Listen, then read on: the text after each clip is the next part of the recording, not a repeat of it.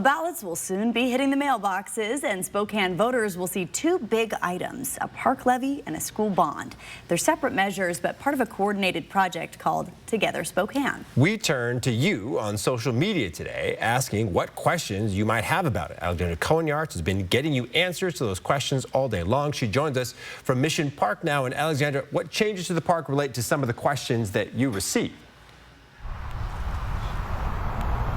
Yeah, Derek, viewers were curious to hear, what is the timeline like for Together Spokane? What changes might we see in those early years? And for Spokane parks, partially that would happen right here at our park restrooms. Now, if Together Spokane passes in the first few years, Spokane Parks plans to increase maintenance staff by 50% to better care for its spaces. It also claims it will renovate or replace all of the park restrooms and prioritize those in the worst condition. The first group are expected to be finished in 2 to 3 years. The initiative would also renovate and create several playgrounds. For Spokane Public Schools, the first projects would be upgrading Adams Elementary, one of the city's oldest schools.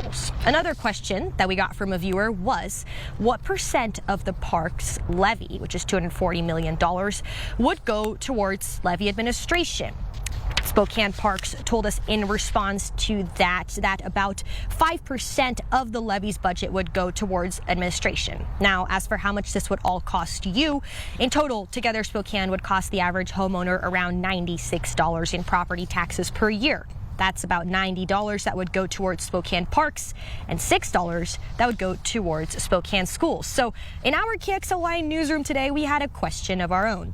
Why is the parks levy more expensive than the school bond? Spokane Parks told us that is because they haven't asked for a bond since 2014, while SPS has had several bonds since then, some that are still in place. The 2026 Spokane Parks budget plan is relying on this measure to pass, but the board says it does have a contingency plan in place should the levy fail. Now, for all of these projects to go according to plan, and there's a lot of them, more than 200, both of these measures would have to pass. Now, if one of them were to fail, then some of these joint projects might have to be relooked at, they might be postponed, or they might have to be modified. For now, reporting live, Alexandra Cohen-Yards, 4 News Now.